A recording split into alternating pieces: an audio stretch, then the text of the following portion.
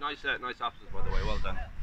Now, this is your first time stepping into. I know you've obviously done local elections, general elections. For you, I don't know, it's a very different beast. I'm guessing it's It up is. to 11. Yeah, it is much busier because you have the whole county to do.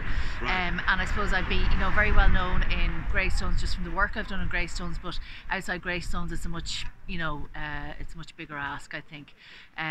So it was a tough campaign trying to get out to talk to everyone, to meet people on the doors, and really engage with people.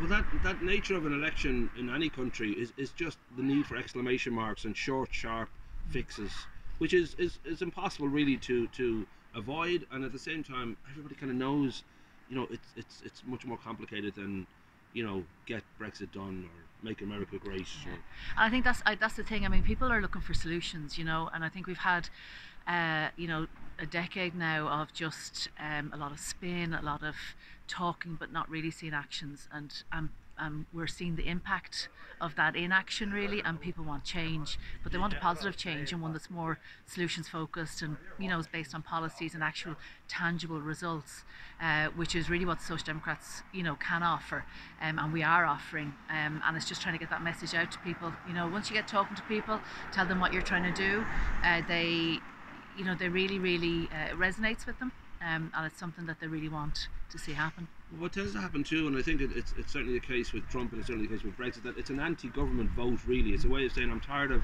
who's driving and I want somebody else to take over, and I don't trust the establishment. And that seems to be the case at this election. It seems to be a real strong feeling that we want to rip up what's there and start again. Yeah, and I think there is a lack of trust. I mean, what we're hearing on the doors is people don't want Fianna Fáil or Fine Gael, and they're looking for an alternative. And I think that it's I think we're at a very risky place in our. There's stalkers here, by the way. I think she's found it. How do you know she's with me? If you're stalking somebody, try not to have the flags and all the rest. It looks a bit obvious. But I do think we're at a sort of dangerous place in our history, because we have a lot of distrust in politics, and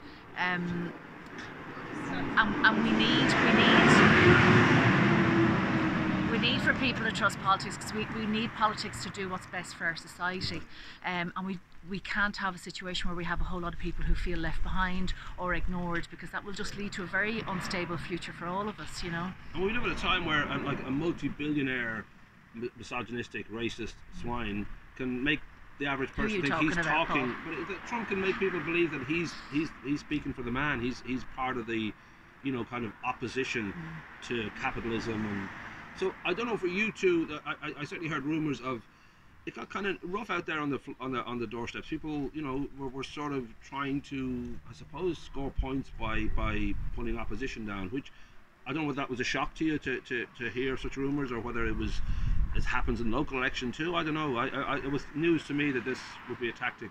Oh yeah, look, people do. The campaigns can be unpleasant, but I think like what I've tried to do through this whole campaign is just keep really positive, because that's what people want to see, and the negativity doesn't help anyone at all. So you just need to. I just kept my head down, kept the positivity going, because as I said, like, people just want solutions. They don't want politicians who are bickering or bitching at each other. What we want is just to see results. Now I know it's a big day tomorrow. How would you, the night before something like this, would you sleep well? Would you not sleep at all? I don't know how one even I don't think I've slept for the past 4 weeks, to be honest. I'd say I think I'll sleep well tonight. I do. I think I'm very comfortable with, like, we've had an amazing campaign, and my team has just absolutely, like, I'm so indebted to them. They have absolutely pulled it out of the bag. They've been just brilliant. They have put in so much effort.